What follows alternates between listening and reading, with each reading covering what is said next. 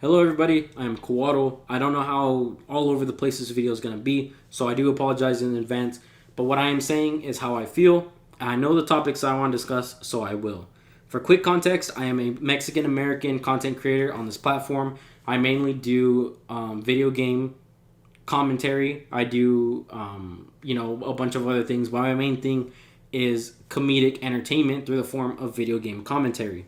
I take inspiration from people who are similar to me, people who I've watched who I just find funny, a mixture of both. And I would say the three main inspirations to me are Corey Kenshin, Berleezy, and I'm Dante. Now, I say that to say one of those three inspirations, Berleezy, at the time of this recording, 18 hours ago this morning, channel got completely terminated. If you don't know what that means, basically, there is no trace of him on YouTube. If you try to search up his name, try to look for his videos, none of it is on YouTube. It is wiped off the platform. His channel is reduced to nothing. Basically, Berleezy was playing a game called Poop Killer 4, and it sounds like a ridiculous game. It's a nonsensical game that's not meant to be taken seriously.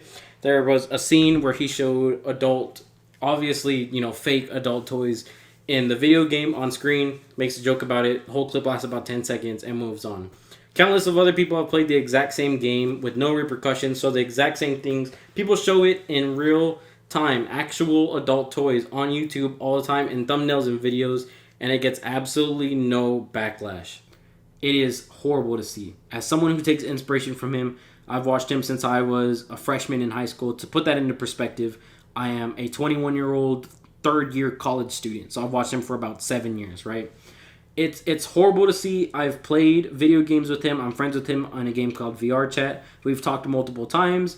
When his channel was up, I had 2 videos that I was in on his channel, and both of them were VR Chat. I talked to him multiple times, both on and off camera, and as someone who's gone from watching him as a fan to meeting him in person and getting even more inspiration from him, I can say that he is such a down-to-earth person. He is such a human person, and obviously we're all human, but that's to say, like, he's such a down-to-earth. There's no ego. There's no being rude to people. There's not even really, disrespecting anyone. It's literally just, let's vibe together. It just so happens that he has millions of subscribers, and, I have a couple thousand. But at the end of the day, it didn't even feel like that. It just felt like human meets human, and we became friends. I get a lot of inspiration from him. I've said a couple of his catchphrases in my videos. A lot of the ways that I do, especially most recently, when I do video games that have multiple characters and you have to read the text of their dialogue, I get inspiration from how I do that, from Berleezy especially. That might be off topic, but that's how it is. That is my inspiration. A lot of people have taken to a lot of different platforms, Twitter especially. It's currently trending, #FreeBerleezy on Twitter. People's main points of concern with this, first of all, is there was no warnings. It was just complete channel termination. No age restriction, no channel strikes, no warning, nothing. Channel gets terminated. End of story. There is nothing he could do on YouTube. He had other channels. He had 3, and I can't find 2 of them. His least subscribed to and least uploaded to channel, Easy TV, is still up and running. I just think it's crazy that they took down his 2 most powerful platforms and then, left one just to kind of rub it in his face. I feel like that's so disrespectful. The second thing is people have compared this to a similar instance with Corey Kenshin, which is another very big inspiration of mine. I've watched Corey Kenshin since I was in 6th grade, and like I said, that's pushing about 10 years that I've watched Corey Kenshin. Very, very long time fan of him. Recently, a couple months ago, he is also a black content creator for context, so he was playing a game called Mortuary Assistant, and long story short, it showed some, depressive, self-harming topics in the video game, and Corey Kenshin made a video about it. It just so happened that was, a topic discussed in the video in the game, and his channel received an age restriction for that video. Upon appealing it, they manually reviewed his video, and they manually rejected his appeal.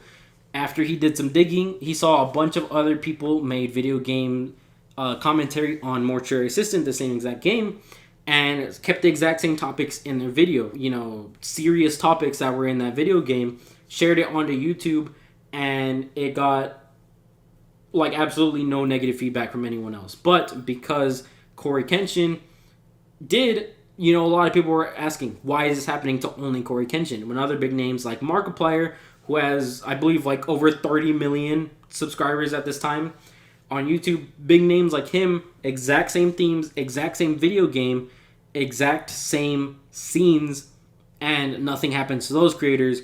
But Corey Kenshin, because he is one of the bigger names on the platform who happens to be black, you know, it goes to show, like, is this racial prejudice? Why is this happening to only him? And it literally happens to no one else. Basically, after Corey did some digging with Markiplier's channel, took the exact same clip from the 3rd episode of that gameplay Mortuary Assistant, shared it with YouTube, they reviewed it, and then they said, oh, well, that's strange. I don't know why that happened. They took off the age restriction for Corey's channel and acted like nothing happened. Right now, it went on further to say, well, hold on a second. You can't just backpedal YouTube. Why are you doing this to someone like Corey, but everyone else gets scot-free? A lot of people began to say, is it racial prejudice, right? And back to the instance that's happening now with Berleezy, it's the exact same situation. A video game that he shared, things that he showed, that not only have countless other people shown it in the exact same video game, people show actual adult toys in their videos, both on camera, in the thumbnails, on the front page of YouTube, and nothing happens to them. Countless other people who have way more subscribers than him, bigger names, but they just don't happen to be black. So, I mean, it's fine with YouTube when that happens, but in the cases like Berleezy, why is it happening? Does he not get the same exact treatment that other people should? Obviously, this is injustice. This is not how it should be. Racial prejudice is obviously, like, I mean, it just should not be flying in any instance, but particularly on such a platform as YouTube, to where Google is involved, is such a big, huge corporate giant, a entertainment, you know, giant, a colossus of types, and it's normalized at this point. Like, it's like, it just happens. And it shouldn't. That's not how it should be. As a fellow minority, as a fellow video game content creator, as a fellow comedian, as a fellow aspiring positive energy outputter, as a fellow human on this platform, on YouTube, this should not be happening. It is horrible to see. This hits, you know, home particularly not only because he is a fellow content creator, he is a fellow minority, but he is an inspiration of mine personally. Someone who I've watched so much. I have watched, I would say, easily thousands of hours, probably tens of thousands of hours in the past 7 years on his channel of just pure content that I laugh, I enjoy. I understand that it is fictional video games, but he comments, he is a real life human being, and I mean, he deserves more respect than he's getting, and it sucks to see.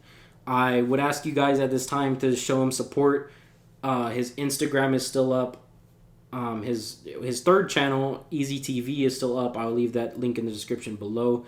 I ask you guys, show him support, please. I mean, I couldn't imagine what it's like to lose your channel like that. And to lose your voice, you know, as whatever the instance is.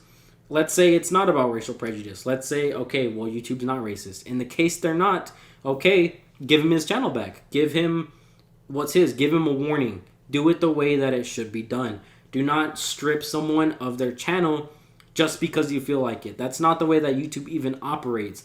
And as a business person, you know, that I understand that that's not how that works. You violate policies, you don't just immediately get, you know, unless it's a very, very, very big offense, you do not get immediately repercussed. That is not how the world works. And it's not a serious thing at all. It's not harmful to anyone. It is not exposing anyone to anything that's not exposed elsewhere on the exact same platform, the exact same video game, the exact same realm of comedy or whatever it may be. I mean, this is just not how it should work, and it's not how it is. It's not how it should be. That's all I had to say, y'all. I just wanted to bring some light to this topic. This is injustice, to say the least. This should not be happening. Please support him at this time. I wish him all the best. Very big inspiration to me. And I sincerely hope that this is dealt with in the best regard, because this is ridiculous. That's about it, guys. Have a great day. Goodbye.